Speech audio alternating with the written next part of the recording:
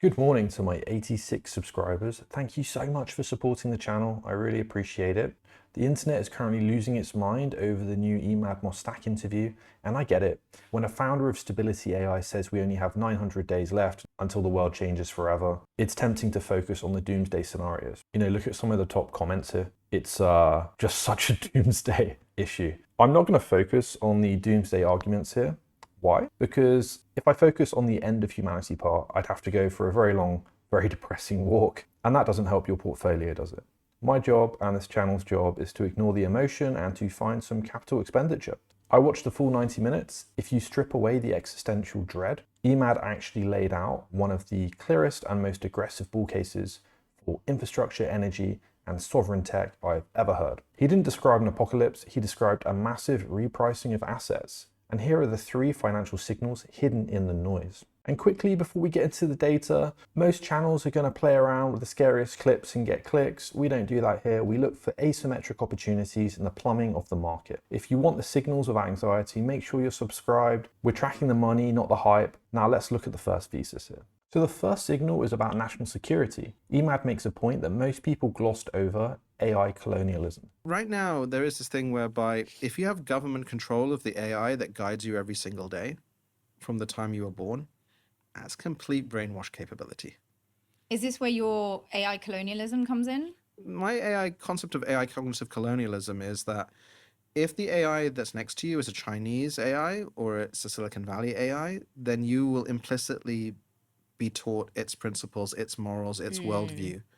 And the entities behind it are extractive entities. Google and Meta's business model is ultimately ads. They're already selling what's known as latent space within these models. So instead of saying beer, it'll say Bud Light. So he actually argues here that nations need their own AI to avoid being controlled by Silicon Valley values. So forget the politics for a second and look at the balance sheet here. France, Saudi Arabia, Japan, and India decide that using OpenAI is a national security risk. They can't just opt out. They have to build their own. This means we aren't just building data centers for Microsoft and Google anymore. We are about to see a massive wave of sovereign CapEx. Every major nation needs its own GPU clusters, its own cooling, its own grid connections. And that's why I'm looking at companies like Nebius and Oracle. I've actually already done a pretty good deep dive on Nebius. The market thinks the infrastructure trade is crowded. Emad's telling us it hasn't even gone global yet. The second signal is the one that usually scares employees, but it should be a green light for investors. Emad calls it the intelligence inversion.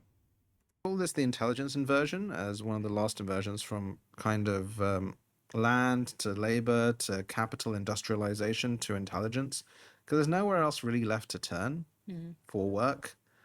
And I'm not sure what the jobs of the future are.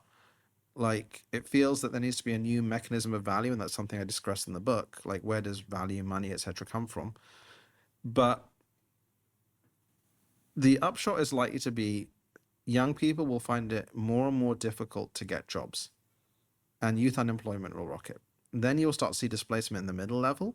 The upper levels of firms will just become more efficient and more competitive, but then AI first firms will outcompete everyone else. So Elon Musk has a new company called MacroHard. Their job is to replace every software company. So they're building out AI employees on millions of GPUs that will just go and sell software at a fraction of the price to everyone. So this is actually pretty cold, but it's the reality of the market. If the cost of cognitive labor goes to zero, corporate margins expand to levels we haven't seen since the Industrial Revolution.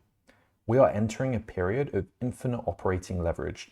Companies that can decouple their revenue growth from their headcount growth will win. I don't have exposures to all the big tech, just Nvidia at the moment, but I definitely wouldn't short them because their biggest expense, salaries, is about to deflate. Finally, let's talk about the ultimate insurance policy. If Emad is right about the intelligence inversion, everything digital, everything based on cognitive labor, will become abundant and effectively free. We need to ask, what is the inverse of digital abundance? The answer is physical scarcity. Most labor in the global north and the west, UK, etc., is cognitive. And it's how do you do a tax return, It's how do you do a flyer? How do you make a website? It used to be that, again, to scale these things, you have to hire humans. Now you just have to rent GPUs from Microsoft or Google or others. And the cost is about to collapse.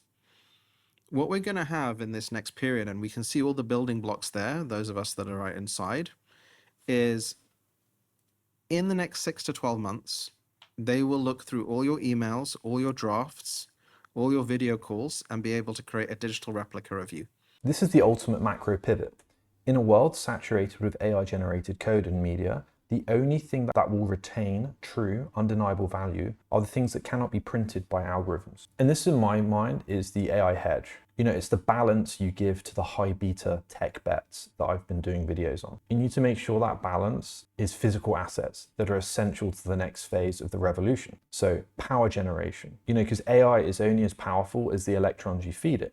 Their demand is inelastic and government backed. You know, in classic hedges like gold and Bitcoin, you know, both of those assets are censorship resistant and digitally scarce. It's why I have a portion of my portfolio in those assets. Look, whether you believe the 900 days is a hard deadline or just a metaphor, the direction of travel is the same. Massive spending on hardware, massive demand for energy, and a complete rewrite of corporate margins is inbound. You can worry about robots or you can own the power plants that run them. I've linked the full interview below. It's genuinely worth your time to watch the whole thing.